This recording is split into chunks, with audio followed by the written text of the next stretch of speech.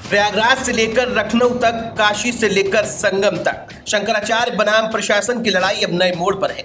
लंबे विवाद, धरना प्रदर्शन, आरोप प्रत्यारोप और टकराव के बाद शंकराचार्य स्वामी अभिमुक्तेश्वरानंद ने भले ही माघ मेला क्षेत्र छोड़ दिया हो, लेकिन उनकी शर्तें, उनकी जिद और उनका तेवर अब भी जस के तस है। ऐसे में अब शंकराचार्य को मनाने की कवायद शुरू हो गई है।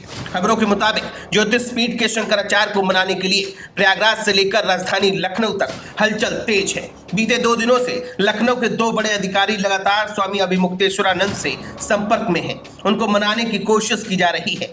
मकसद साफ है कि माघी पूर्णिमा पर संगम स्नान विवाद को शांत करना, हालात काबू में लाना। लेकिन शंकराचार्य साफ कह चुके हैं कि बिना माफी कोई स्नान नहीं। बटुक शिष्यों से मारपीट और अभद्रता करने वाले दोषी अधिकारी सार्वजनिक रूप से माफी मांगे।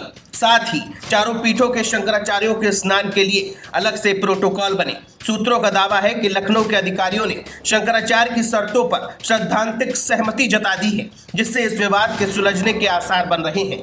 हालांकि सवाल अब भी कायम है कि क्या प्रशासन झुकेगा, क्या अधिकारी मानेंगे और क्या माघी पूर्णिमा पर ज्योतिषपीठ के शंकराचार्य संगम में स्नान करने के लिए उतरेंगे।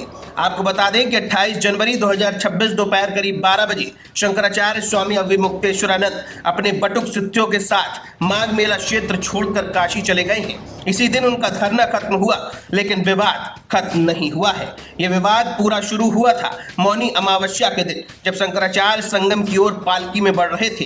तभी प्रशासन ने उन्हें रोक दिया और यहीं से टकराव भड़क उठा।